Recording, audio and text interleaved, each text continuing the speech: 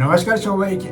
আসলে মানুষ বলে না যে আপনি যদি কিছু খারাপ কাজ করে থাকেন তাহলে এটার একদিন ফল নিশ্চয় পাইবেন। এটাই হচ্ছে পশ্চিম বাংলা।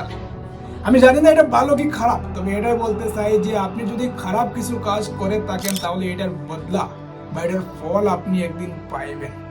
আমি এটাই বলতে চাই যে পশ্চিম বাংলায় যখন টিএমসি সরকার আসছিল তখন এই পশ্চিম বাংলার মমতা ব্যানার্জি বা এই যে টিএমসির পার্টিগুলো এই পশ্চিম বাংলার গরিব গরিব মানুষ এবং অনেক মানুষকে অনেক মারধর অনেক কষ্ট দিয়েছে। এই পশ্চিম বাংলার যে পুলিশকে নিজের হাতের মুঠে রেখে এই পশ্চিম বাংলার মানুষকে অনেক অত্যাচার করছে। এই যে আপনি দেখছেন যে বিজেপি সরকার হওয়ার পরেই যে ভাঙচুর বা মানুষকে মারধর যে শুরু হয়েছে, এটা এই যে বিজেপির ক্যান্ডিডেট এই টিএমসির পার্টিকে মারধর এবং ভাঙচুর করতেছে। তবে এখন আমরা এটা শুনতে পাইতেছি যে এই টিএমসির যে পার্টিগুলা এটাই বলছে যে দেখুন যে বিজেপির পার্টি আমাদের কিভাবে মারছে, আমাদের এই যে ঘরগুলোকে এরকম ভাঙচুর করতেছে। তবে এটা ঠিক?